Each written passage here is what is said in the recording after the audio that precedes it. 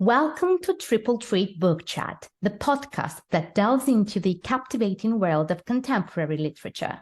I'm Tamar Zhghenti, a Georgian poet and a host of this podcast, and joining me today is our esteemed guest, Martina Nicolls, an Australian writer and not only an accomplished author, but also an international consultant specializing in human rights-based education, healing and well-being, peace and stabilization initiatives, as well as foreign aid audits and evaluations.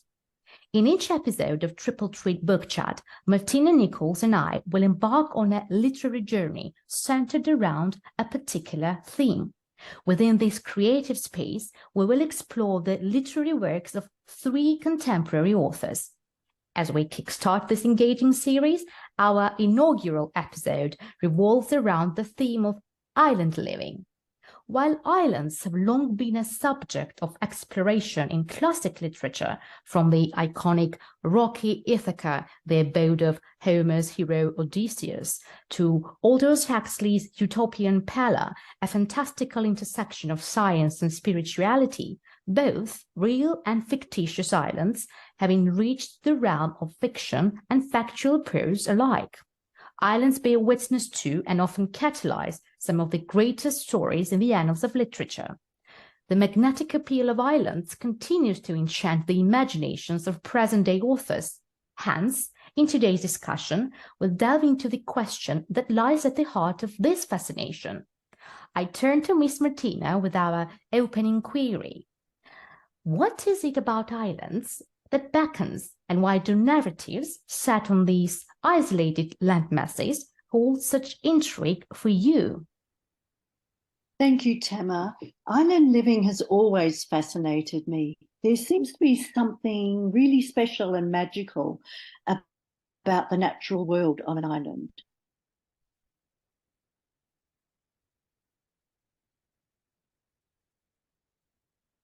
Inspiring Charles Darwin's theory. However, I've also read many depressing stories about the insular world of island living and the use of them as a means of deprivation, from penal colonies such as Alcatraz Island in San Francisco's Bay Area, to remote islands such as Inaccessible Island, aptly named, in the South Atlantic. The collection of three novels today reflects island life as an escape from cities and people, away from pressure, stress, and anxiety, and towards calmness, creativity, and a greater sense of the author's truest self. Great. Very interesting. Let's start with our first author then. The first book today is by Armel Gurmis, written in 2013, called Islanders: Memories of Holidays on an Island. Armel Gurmis is a little-known female French author who was born on an island called Ideg, off the south coast of Brittany in northwest France, as were her grandparents and parents. It is a place often called Little Britain because it borders the English Channel to the north and the Celtic Sea to the west. When she left the island to live in the city Nantes in mainland France, she returned to Ideg to holiday with her three aunts. She regards the island as the last bastion of beauty and original purity. From 1989 to 2000, she lived in the Pacific island, New Caledonia, before returning home to France, so the author is well versed in island living. Well, firstly, Tamar, this is a true story.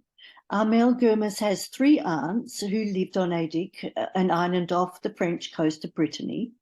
They are sisters Marie, Esther, and Eleanor. Armel communicated often with them through letters.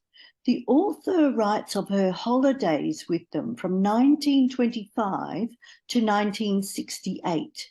Esther and Eleanor lived together, while Marie lived with her husband and their 5 children. Now, this was a time before electricity, makeup, and anti-wrinkle cream, when everyone lived a simpler life.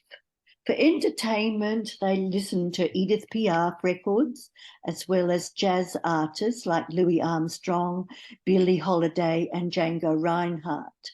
Over the 40 years of holidays, the stories focus on the three women, with few references to men, but they are there.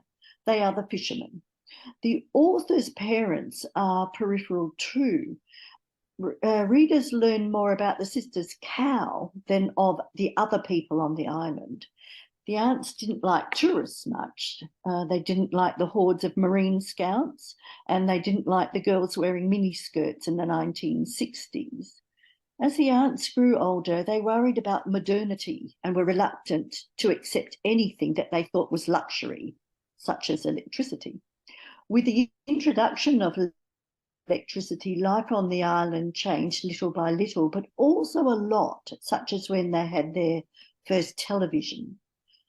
They didn't like television, except that they did like Clark Gable's moustache. The author's holidays ended in 1968 with the death of the oldest sister, Marie, at the age of 83. I loved this gentle, nostalgic look at the love between the author and her aunts, as well as the history and the austere island living. Thanks, Tamar. And of course, Clark Gable's mustache. Thank you for the review.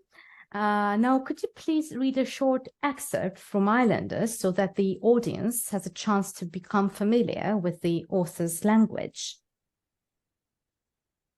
Well, here's a short excerpt from the book.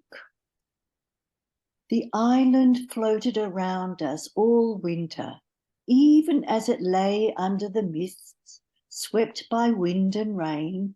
We viewed its golden beaches, its vast blue sky, its sparkling sea.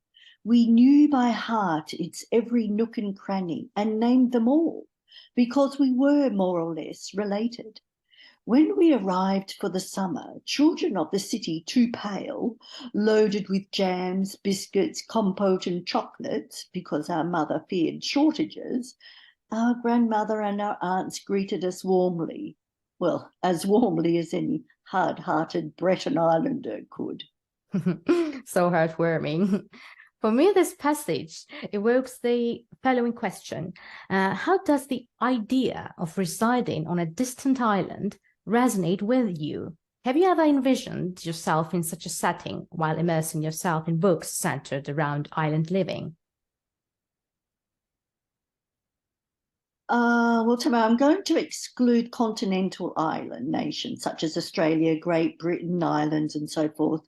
And I'm going to exclude city islands such as Hong Kong and Singapore. So for me, the islands of Sri Lanka and Mauritius come to mind because I've worked there and I've read local islander stories while I was there, or about travellers who visited. For example, I read American author and prolific traveller Mark Twain's 1897 book, Following the Equator, when I was in Sri Lanka. It was part of his year-long journey to countries including Sri Lanka and Mauritius, but it's more of a social commentary than a novel. And of course, I read Sri Lankan-born Canadian author Michael Ondaatje's 1982 childhood memoir called Running in the Family. It was set in the 1970s. It's about his father, but for me, the description of Lala, Michael's maternal grandmother, is absolutely fascinating, such as the line, "She could read thunder," a formidable woman. In Mauritius, I read Ananda Devi's 2001 liberating book called Pagli. Even now, I can recall the smells and her descriptions of the spices. And it's also about the love of a fisherman. I also read Lindsay Collins' 1997 book, Getting Rid of It, one day in the life of three young poor women travelling to the capital city, Port Louis, of Mauritius. But it's quite an intense tragedy of the marginalised in the country. But overall, I appreciate real stories set in real locations.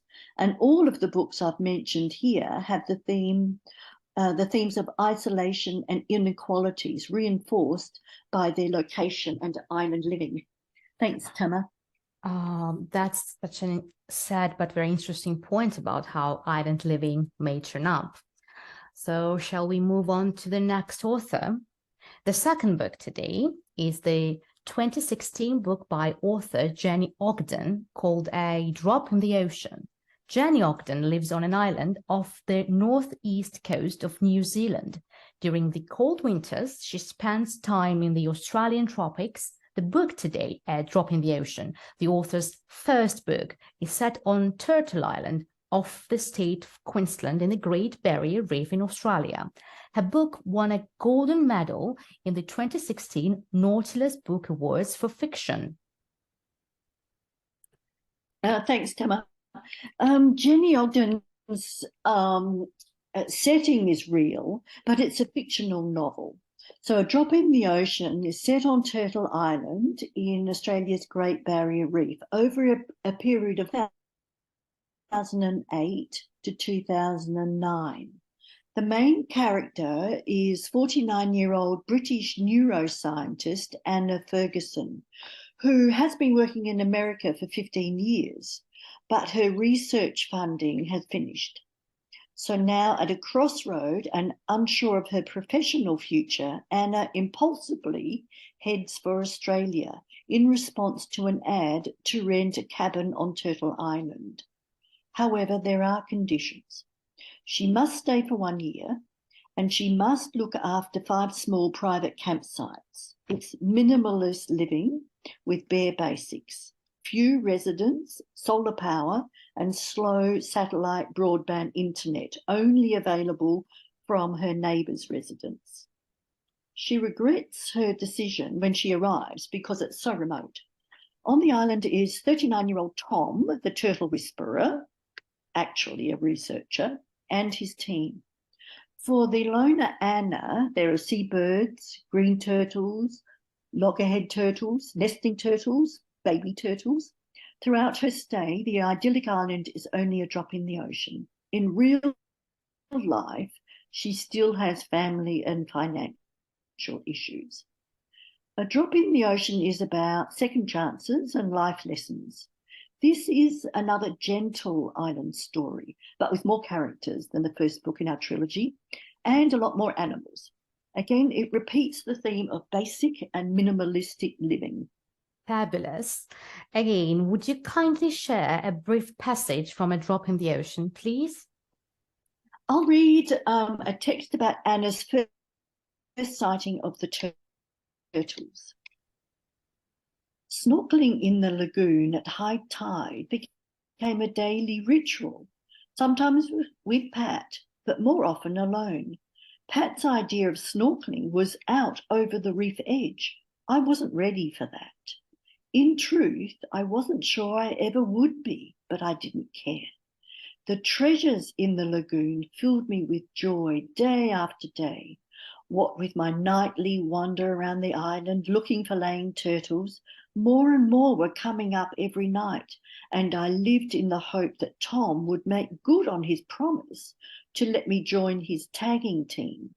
I spent the rest of the turtle watch with him as he explained how to record the tag number if the turtle was already tagged, measure the carapace, the proper name for the shell, and note any damage to it or the flippers and mark it on the data sheet. When the last turtle on my stretch had returned to the sea with the outgoing tide, I went back to my cabin. Sometimes it was still dark and sometimes it was dawn, but it always took a while to fall asleep in the unbearably hot room, the pillow over my head to the muffled hoo-hoo of thousands of ghost shearwater birds. Wow, that must be a lot of noise and an interesting contrast to the quiet turtles. Moving on, I'd like to briefly turn our attention to classic literature, literature that transcends time, a realm in which, as we've previously highlighted, the notion of islands has been profoundly examined. If you were to pick one island-themed book from the classics as your favorite, could you please share your choice and elaborate on the reasons behind it? It was a difficult choice. South Pacific, Lord of the Flies, The Tempest, Corelli's Mandolin, To the Lighthouse, Jaws, and even The Great Gatsby. It was set on Long Island, remember. I'm saying Ernest Hemingway's 1950s novel, Islands in the Stream. It was unfinished and posthumously published in 1970, but it was set in the 1930s on Bimini Island off the coast of Cuba during World War II. I've chosen it because the character Tom Hudson is both a painter and an adventurer living on an idyllic, tranquil, creative island.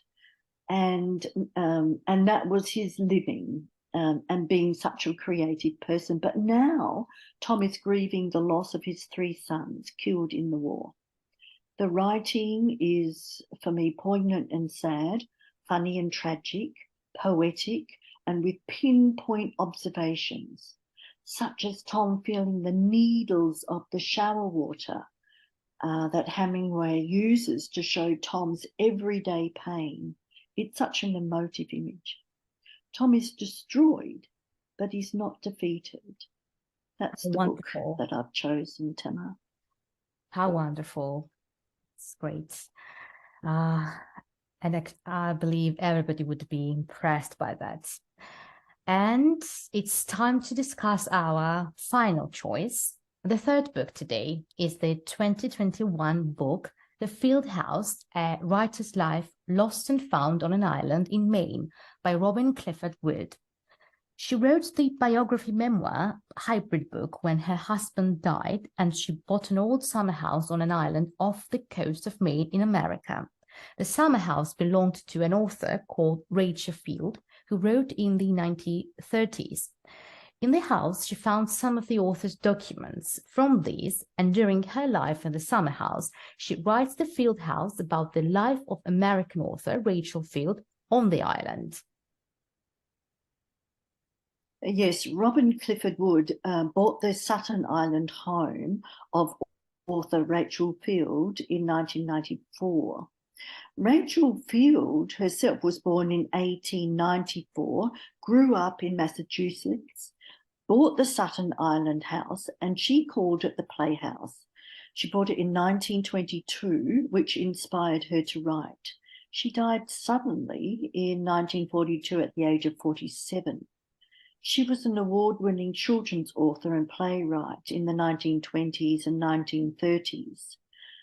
After living in Rachel Field's house, which she called the Field House, she lived there for 26 years, Robin Clifford Wood was also inspired to write, not fiction, but a biography about the author after finding, as you said, the boxes of documents in the attic.